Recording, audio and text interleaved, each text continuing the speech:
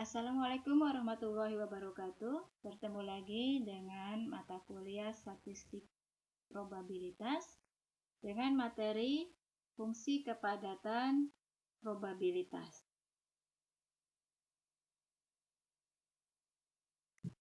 Gambaran permasalahan fungsi distribusi data dalam statistik. Perusahaan jasa penjualan telur ayam kampung yang dikelola sendiri oleh Pak Hadi mempunyai 3 orang karyawan. Setiap bulannya, Pak Hadi membayar upah setiap karyawannya 1 juta rupiah. Dia sendiri setiap bulannya mengambil bayaran sebesar 9 juta rupiah. Kemudian, dia mengatakan bahwa rata-rata upah dalam perusahaannya adalah 3 juta rupiah. Perhitungan statistik untuk urusan gaji adalah sebagai berikut. Pak Hadi 9 juta, karyawan 1, karyawan 2, karyawan 3, masing-masing 1 juta, maka berjumlah secara keseluruhan adalah 12. Banyaknya karyawan beserta Pak Hadi pemilik itu adalah 4 orang, sehingga rata-ratanya adalah 3 juta per orang.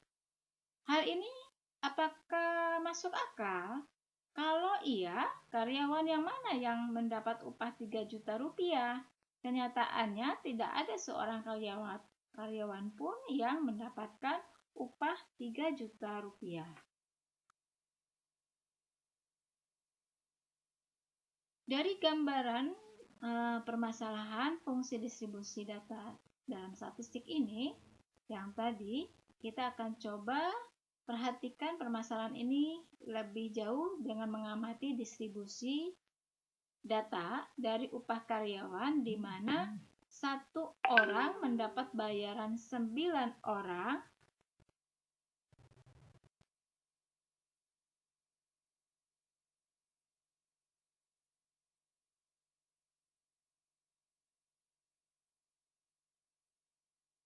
ya. Berarti di sini 1 orang mendapatkan bayaran 9 juta rupiah dan 3 orang mendapatkan upah 1 juta rupiah. Sehingga dapat kita gambarkan data besarnya upah sebagai berikut.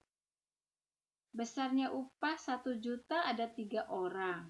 Yang 2 juta, 3 juta, 4 juta, 5 juta, 6 juta, 7 juta, 9 juta itu 0 orang, nggak ada lagi. Dan yang 9 juta ada 1 orang. Nah, kita buat di sini secara tabulasi atau distribusi data, maka akan terlihat seperti ini. Ya. Yang 1 juta ada 3 orang, yang 9 juta ada 1 orang, dan yang lainnya kosong. Nah, distribusi data seperti ini adalah suatu kejadian di mana nilai rata-rata statistik parametrik tidak dapat menunjukkan hasil yang jumlah karyawan dapat menggambarkan kenyataan yang sesungguhnya.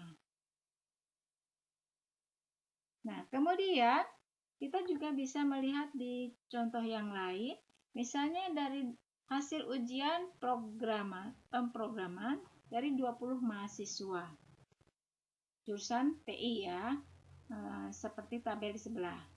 Dapat dinyatakan bahwa nilai rata-rata programming adalah rata-ratanya adalah 69.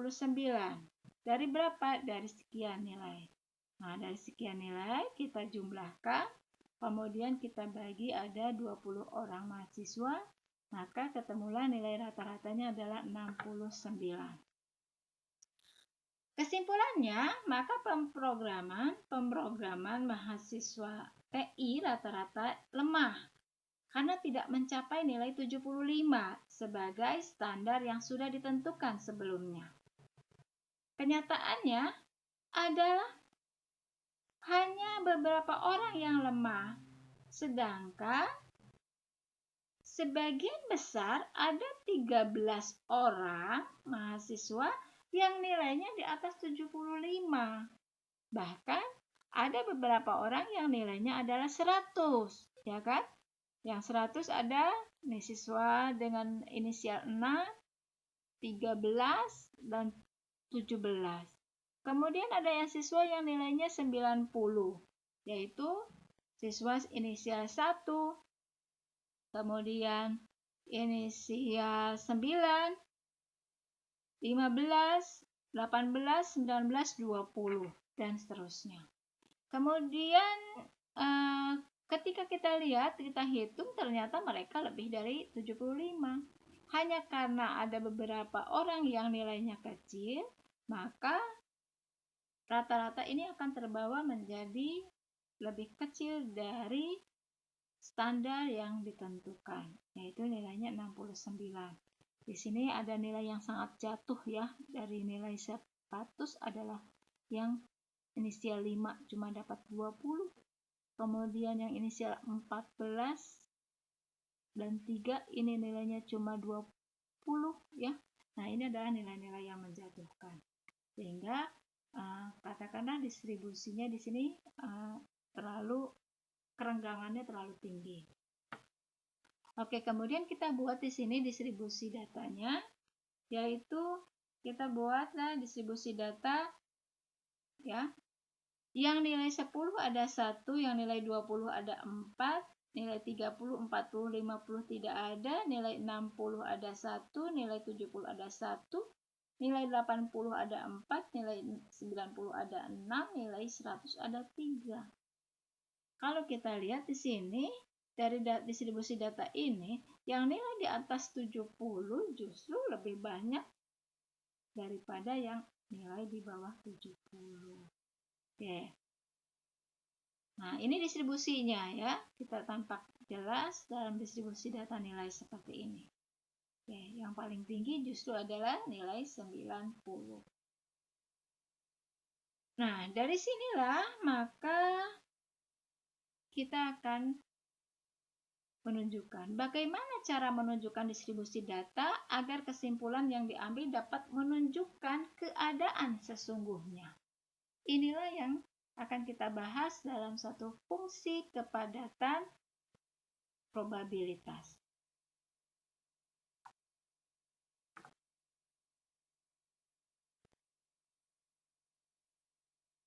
Definisinya adalah fungsi kepadatan probabilitas atau probability density function menyatakan nilai probabilitas dari setiap kejadian X dan ditulis dengan Px.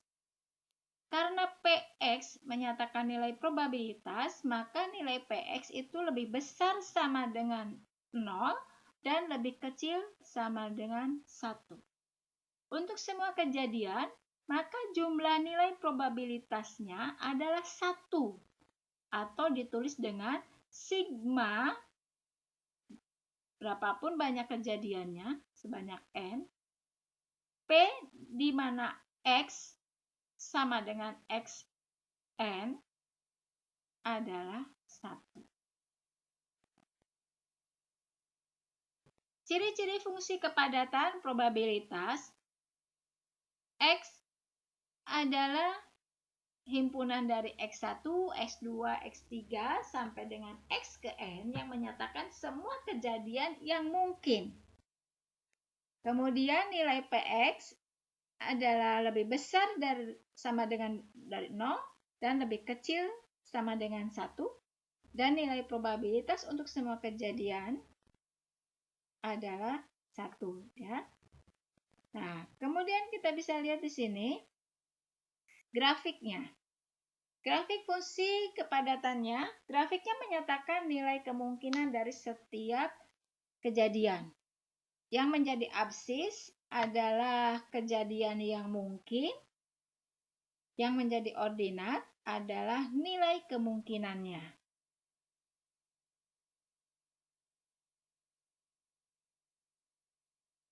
Dari data, kita akan memiliki suatu data kontinu dan data diskrit. Ya. Pada dasarnya, fungsi-fungsi di dalam statistik berdasarkan sifat kejadian yang dibedakan menjadi dua macam, yaitu kontinu dan diskrit. Apa yang disebut kontinu? Kontinu adalah kejadian yang mungkin jumlahnya tak berhingga dan operasionalnya dilakukan dalam bentuk kalkulus Misalkan untuk menghitung jumlah peluang semua kejadian dituliskan dengan integral f(x) dx sama dengan 1. Sedangkan diskrit adalah kejadian yang mungkin jumlahnya berhingga dan dapat berarti dilakukan secara berkala. Operasional menggunakan operasional fungsi diskrit. Misalnya untuk menghitung jumlah peluang semua kejadian ditulis dengan sigma px sama dengan xn adalah 1.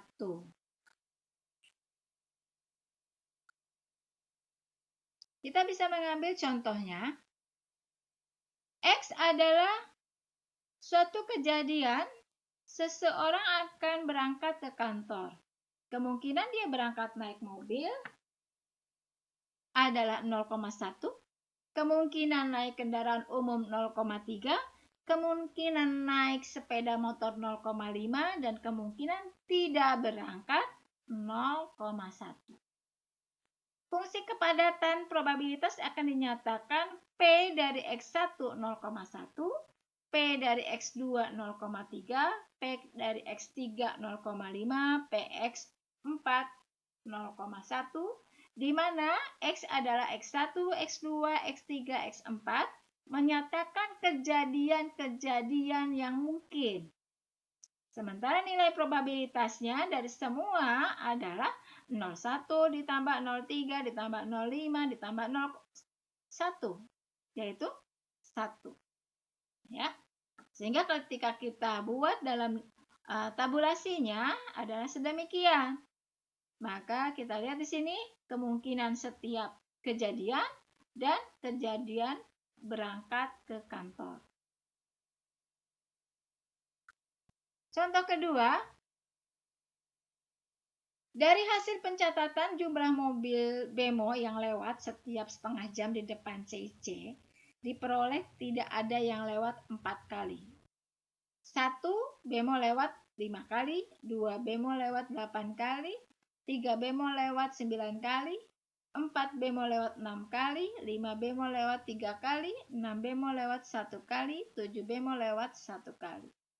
Absis yang akan menyatakan berapa banyak jumlahnya bemo dan dalam setengah jam, dan ordinat menyatakan kemunculan atau frekuensi kejadian dibagi dengan jumlah seluruh kejadiannya. Ada berapa banyak kejadiannya? Yaitu ada 37.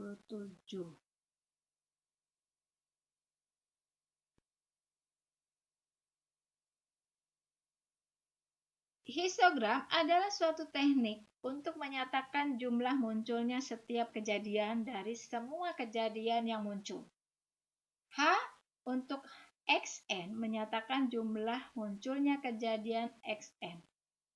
Fungsi kepadatan probabilitas Pxn dapat dinyatakan sebagai Px ke I sama dengan H untuk X ke I dibagi sigma dengan jumlah keseluruhannya ada N kejadian yang kita mulai dari J-nya 1, dimulai dari X1, untuk H setiap kejadian. Ya. Kemudian kita bisa ambil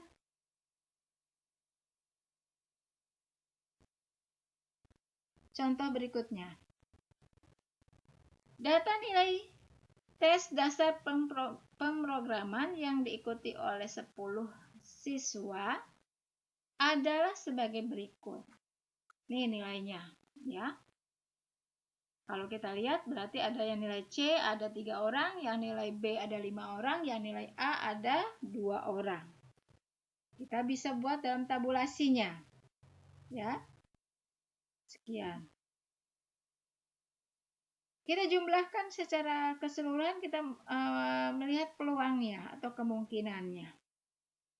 Secara jumlah di sini ada 10, maka berarti kalau ada 3 per 10. Artinya yang dapat C adalah 0,3 atau 30%. Yang dapat nilai B adalah 5, berarti 5 per 10 atau berarti 50% atau 0,5 atau 50%.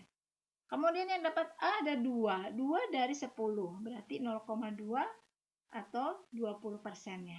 Nah, ini kita bisa lihat ditabulasikan pun demikian nilainya. Sehingga kita bisa lihat bahwa nilai B adalah nilai yang memiliki nilai yang terbanyak, ya.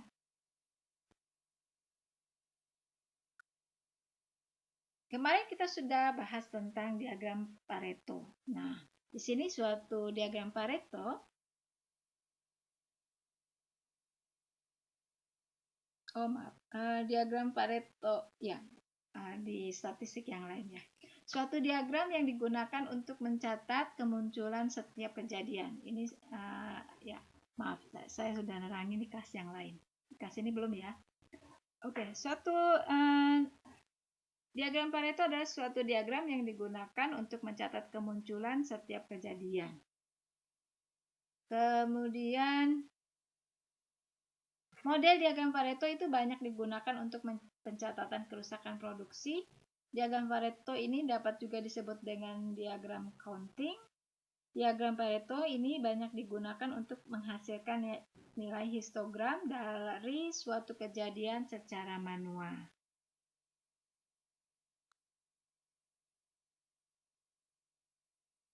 Nah, untuk mendapatkan diagram Pareto, kita menggunakan dulu pencatatan. Misalnya di sini pencatatan kerusakan produk tempe setiap 1000 bungkus tempe standar. Nah, kita lihat di sini setiap, ya, dalam perhitungannya yang kurang masak ada sekian, ya. Yang kedelainya terlalu busuk sekian, yang kedelainya hancur sekian, dan tempenya hancur adalah sekian. Ini kita menggunakan perhitungan manual, ya, seperti coding, atau kita misalnya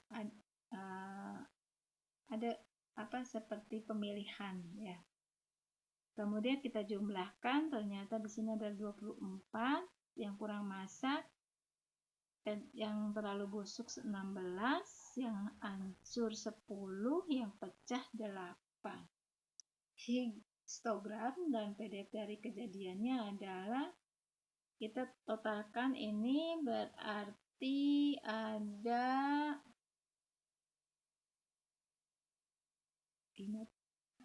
24 per 58, 16 per 58,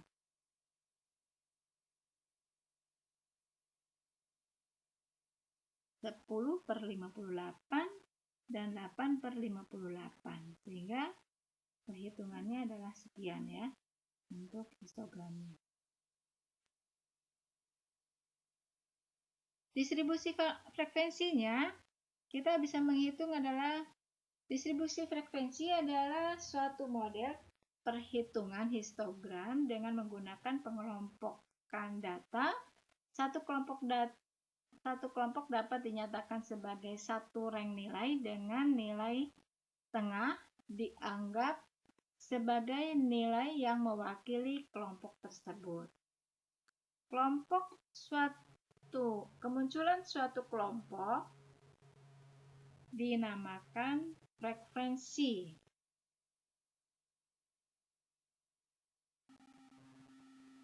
Kita ambil contoh seperti ini. Data penjualan telur kampung setiap hari pada toko Maju Makmur tercatat selama 30 hari adalah sedemikian. Ya.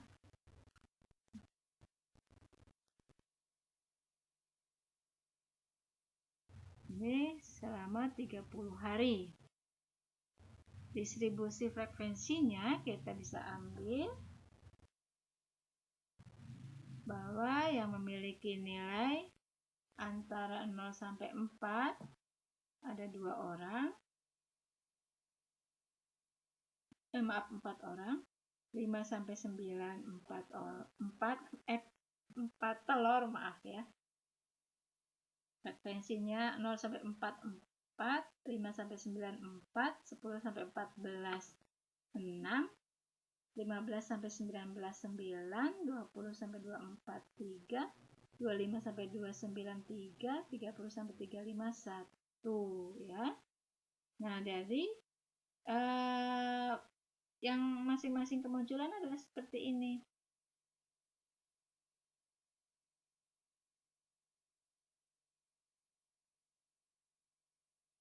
Nah, kemudian nilai ini distribusi frekuensi dengan ranknya 5 ya. Kita masukkan, kita buat di dalam suatu tabulasi, yaitu menggunakan histogram ini ya.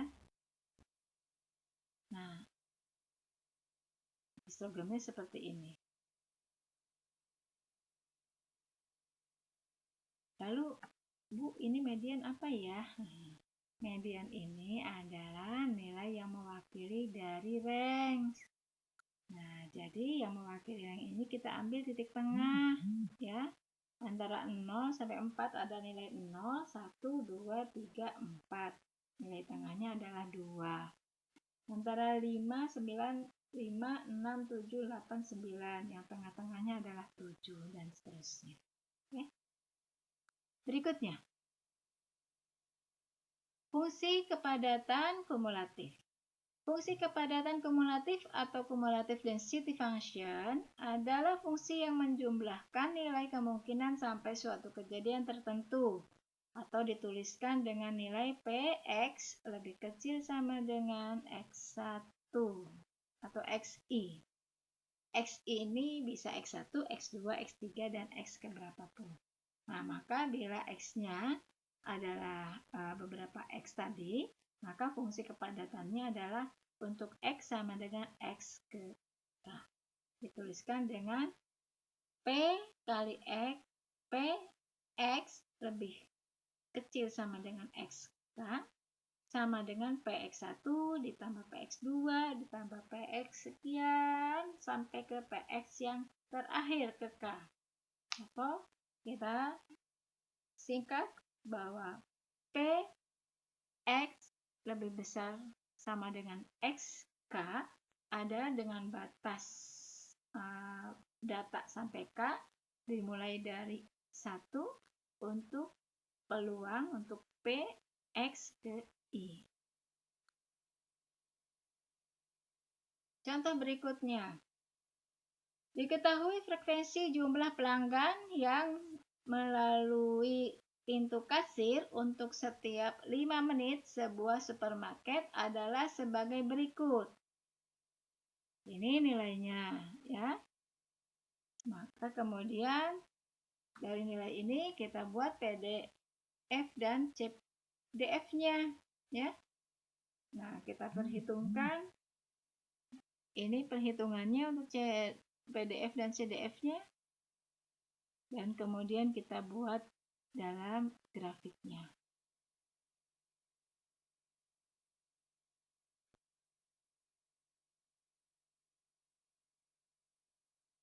Bisa diaplikasikan pada pengamatan nilai matematika.